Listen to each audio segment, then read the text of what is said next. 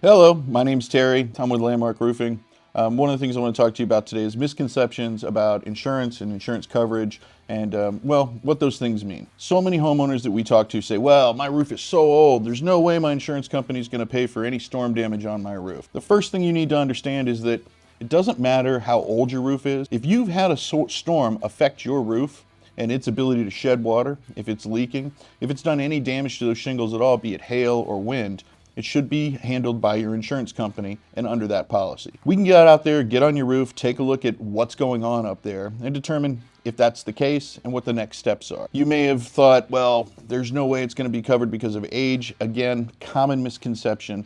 When you look at your roof and you see that it's really old, or maybe not so old, but you think there's no damage up there. About 40% of the roofs we get on show some form of damage. Most of them you can't see from the yard. When was the last time you got on your roof? That's why you need us.